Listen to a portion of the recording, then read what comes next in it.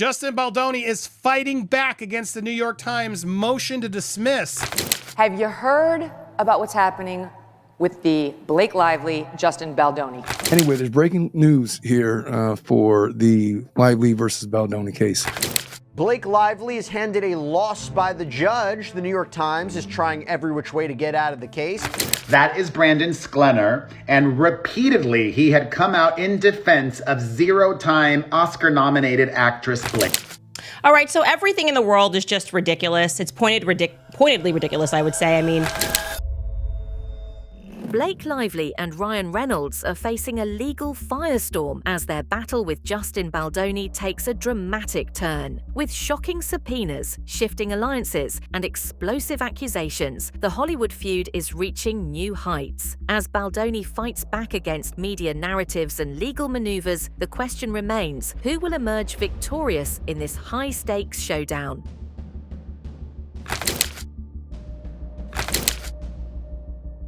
Blake Lively is handed a loss by the judge. The New York Times is trying every which way to get out of the case. Lively is also hiring a former CIA alum, and a co-star is speaking out.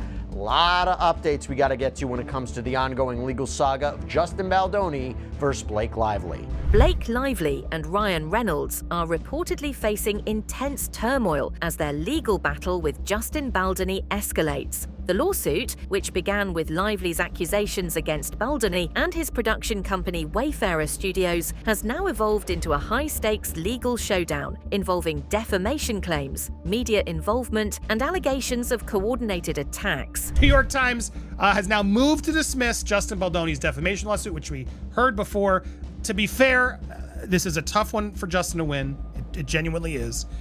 Journalists have more of a freedom of speech and things that are protected. So this is going to be an uphill battle. Now they've moved to dismiss it, as they've said here. This is back before we get to Justin's more recent response, which is what we're going to talk about. They filed this on the motion in New York, defending its reporting, arguing that allegedly defamatory statements Baldoni has taken issue with are true and fair characterizations of the events that unfolded on the movie set. They're saying it's all true what Justin did. What do you think? Throughout their blunderbuss complaint, the Wayfarer parties seek to drag the Times into their larger feud with Lively. But the only thing the Times is, in fact, alleged to have done is engage in news gathering and publishing an article and video about the Wayfarer Lively dispute. You helped her defame him, and you lied about it. That to me is going to be what the issue is. If you got all this intel before everybody else, well, then you're helping her retaliate. And that's questionable. You couldn't have done all that in a day, and you didn't. Clearly, the metadata proved it. As tensions rise, Baldoni is aggressively pushing back against Lively, Reynolds, and the New York Times, refusing to let their narrative go unchallenged. The letter argues that the Times hasn't demonstrated good cause for a stay, as it hasn't proven discovery would be overly burdensome. Wayfarer would be prejudiced by any delay, and they contend that the motion to dismiss is unlikely to resolve the entire case since it involves choice of law issues, numerous parties. Moreover, the letter asserts that the Times will remain a key witness regardless of the motion's outcome, and the Wayfarer parties plan to amend their pleadings. Wayfarer counsel urges the court to deny the Times' stay request or at least allow document discovery to proceed. So basically, what they're saying is that they want the receipts. Regardless of what happens with this New York Times case, which is going to be hard, they still, this shouldn't be dismissed because we still need to prove what the receipts are. Did you get this early? What did she tell you? All this stuff is helpful to the case. So we can't dismiss until we discover all that. And I do think they have enough cause now with the metadata and other things to request that. So New York Times is saying the discovery is burdensome. Wayfarer's like, no, we haven't even asked for that yet. Based on what happened with Blake's subpoenas, records, it'll be very tailored, so therefore not burdensome. No matter what, they're still in this. They will be called as witnesses. Basically, you can run, but you can't hide. So he is fighting that back. He's keeping it realistic, which I do appreciate, and we'll see how this all nets out. Baldoni's legal team has taken a firm stance against the New York Times request to stay discovery while its motion to dismiss is pending. They argue the Times has not provided a compelling reason for why discovery should be halted, emphasizing that litigation should continue as scheduled. But it's not likely they're going to win this. And so it's just, it's a nice argument here. He's arguing against the discovery stay, but he's also putting a little hint into the court. Oh, by the way, this 12b6 motion that the New York Times filed to have my client's lawsuit thrown out without having a jury hear this case, they're wrong. We're going to win this. And it's the trailer, right? Since this is all about a movie, this is they're giving the judge a trailer for what's coming in terms of the argument on the motion to dismiss. So the second argument that Baldoni asserts against the Times is that the time frame for conducting discovery is limited. So this is not going to be burdensome or unfairly prejudicial to the Times because the court has already said that all factual discovery must be completed by August 15th, 2025, which for everybody who's not a lawyer out there, that is lightning fast in the legal world. I mean, even having a trial date set for next March, I know it sounds like a long time to non-lawyers, but that is just lightning fast in the legal world. And so trying to complete all your discovery by August is very fast. And if the court were to put a stay on any discovery against the Times, it would ruin that time schedule. A key development in the battle involves the New York Times reporting on Lively's claims. Baldoni's team contends the publication went beyond neutral journalism, actively framing the situation in a way that painted him as the orchestrator of a smear campaign. Given the choice of law analysis the court must undertake to decide the dismissal motion, the court should decline to stay discovery for this reason alone. Even if New York law were determined to apply to the defamation claim, the court cannot determine as a matter of law that the state's fair report privilege applies because it is for the jury to decide if the context in which the statements are made makes it impossible for the ordinary viewer or reader to determine whether the publication was reported on a judicial proceeding. Although the Times argues that its article merely reports Blake Lively's California Civil Rights Department complaint against Justin Baldoni and others, and thus purportedly is absolutely protected under New York's fair report privilege, the Times dismissal motion acknowledges that the article went beyond reporting. Here, the article lays out in great detail the factual basis for its conclusion that plaintiffs engaged in a smear campaign against Lively. The amended complaint thoroughly alleges why the article is not a substantially accurate summary of the administrative complaint. Adding to the controversy is the issue of how journalist Megan Tuhey allegedly obtained thousands of pages of private messages and emails related to Baldoni. Legal experts have raised concerns over whether a legitimate lawsuit even existed at the time the subpoena was issued, as subpoenas can only be granted within active cases. Justin Baldoni is confident in his motion fight with New York Times, so says Albertson and Davidson LLP. They were on my channel last week, and I'll be back on their channel, I think, this week. Well, here is the moment where the guys, Stuart Albertson and Keith Davidson, discuss how the hell did the New York Times get a subpoena that included all those text messages. And by asking this question, I think they're implying that there is definitely more shifty work going on. Keith, there's this issue that's just troubling both of us, and that is, how did Megan Tuhey get all these thousands of pages of text messages and emails and other things via a subpoena? We're perplexed by this, and maybe somebody has the answer for us. What's the issue there? Yeah, so here's the issue.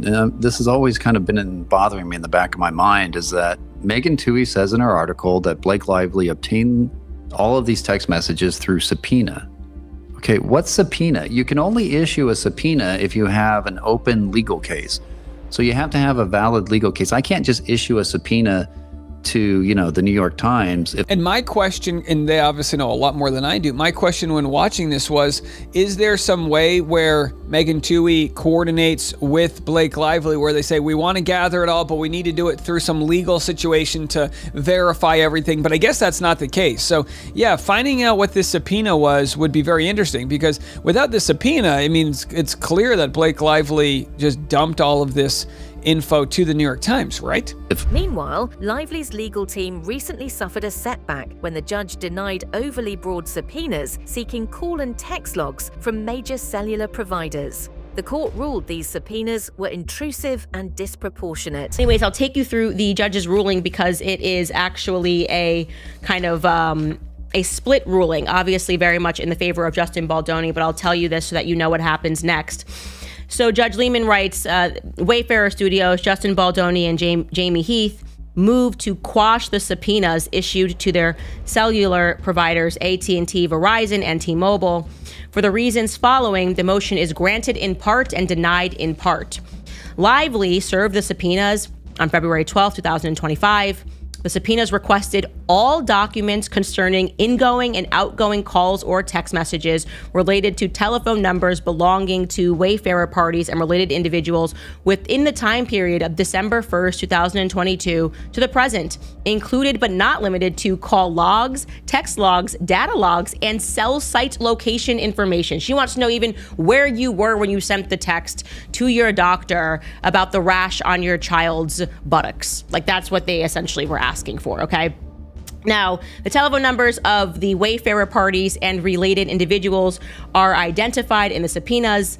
Then they say that what happens next was that on February 14th, the Wayfarer parties obviously came back and said no. They moved to squash it. And they said because what you're asking for is, quote, overly broad and invasive. As the battle intensifies, speculation surrounding Brandon Sklenar's shifting allegiances has only fueled the drama. Initially a vocal supporter of Lively, Sklenar now appears to have distanced himself, offering vague responses when asked about the controversy.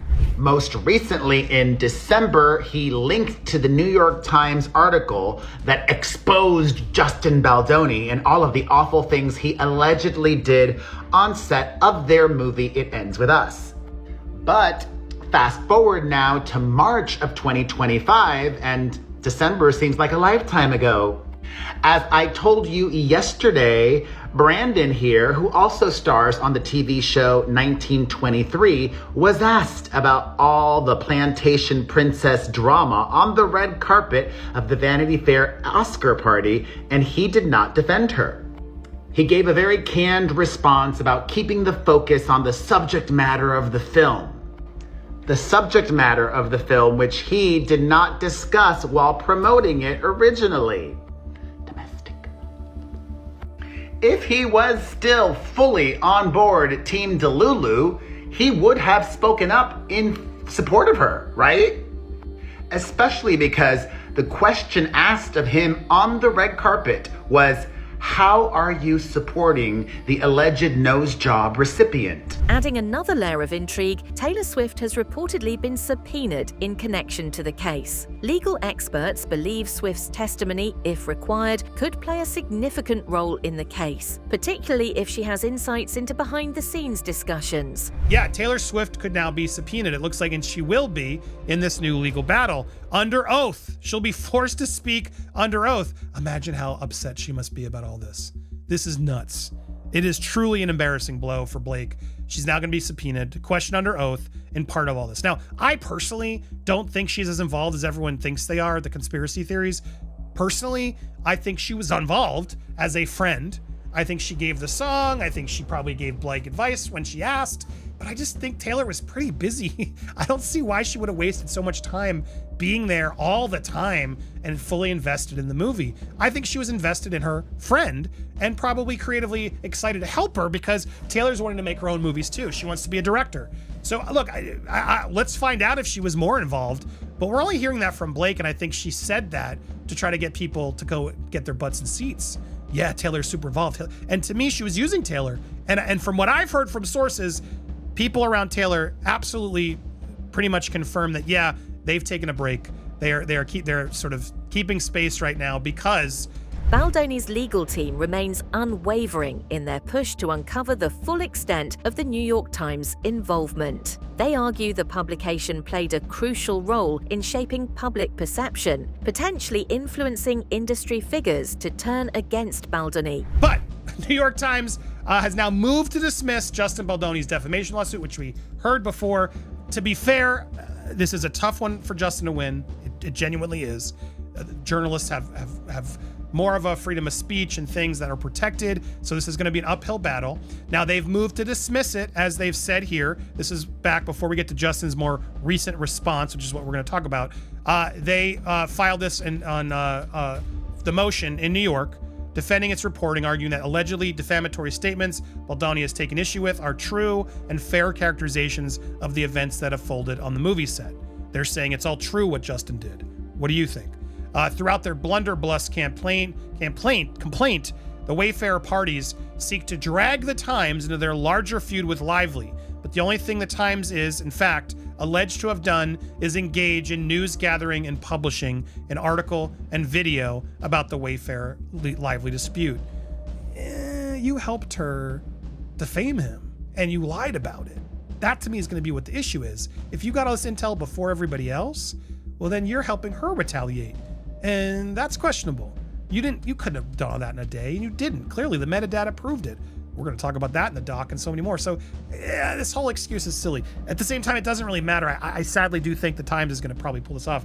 The court is set to rule on key motions in the coming weeks, while Baldoni's team is also preparing to amend their pleadings to strengthen their case and address any legal concerns raised by the defense. Wayfarer's team objected, obviously, in their request to pause discovery while its motion to dismiss is considered.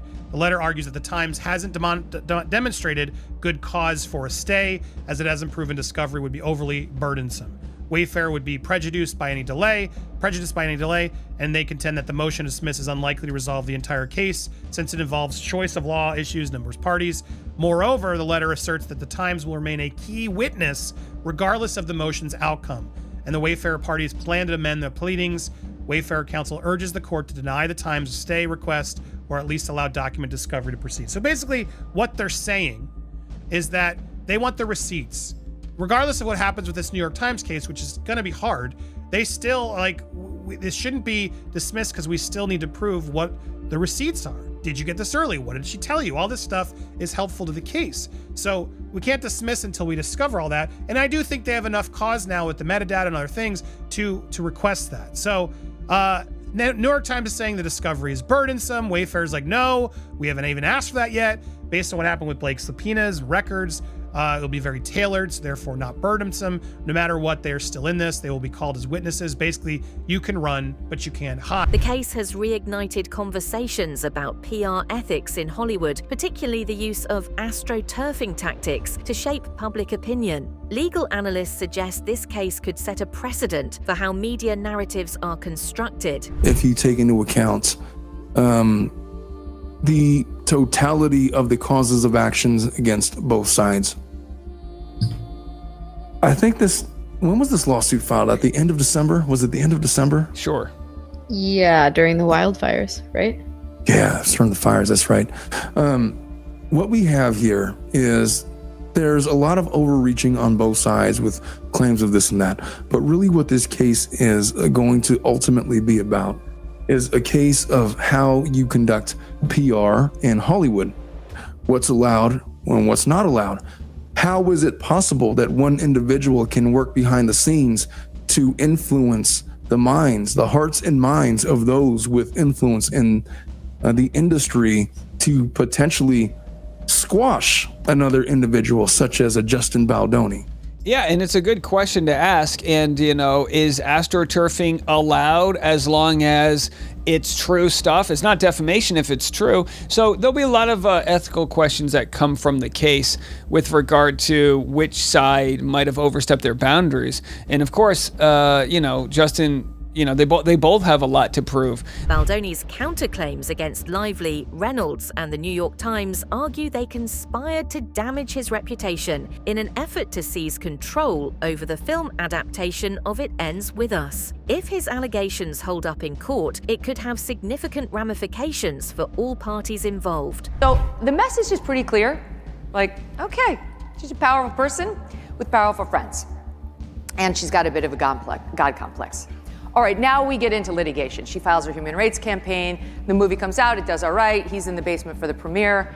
And he hires Brian Freeman and countersues her and the New York Times for $400 million, claiming this is a massive defamation. Okay? Drags Ryan Reynolds into it as well. And now we're off to the races. And where do things stand now as a result of all this? As a result of Blake Lively apparently wanting control of a movie she did not control, wanted to get the camel's nose under the tent as an actress and then take over the entire production, mission creep on steroids, and was shocked when Justin Baldoni did not want her to do those extra things.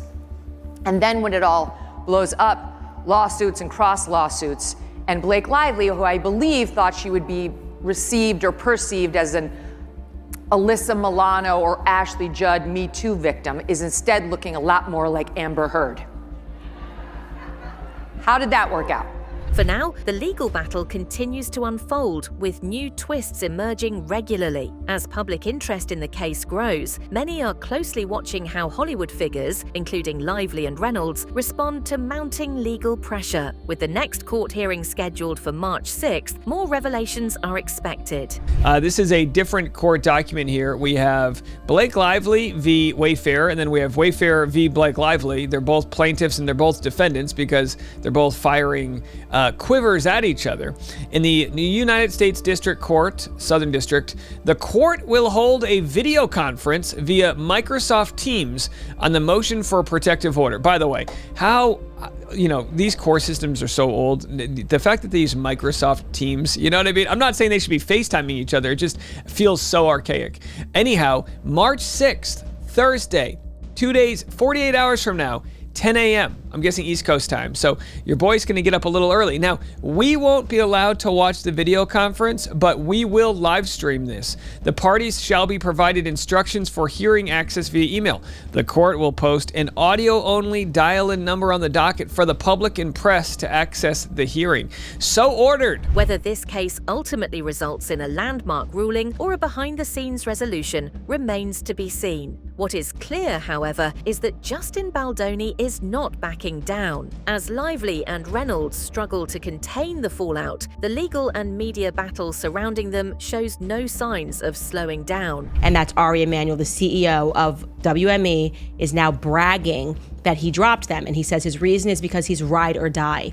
Now remember, Blake Lively and Ryan Reynolds have already denied. They said, they had nothing to do with WME dropping him. This just proves that they lied. So Ari, in his maybe suffering from the same narcissistic condition as Ryan Reynolds, became braggadocious. He needed to be like, yeah, I'm so powerful, Justin Baldoni, and he just said too much.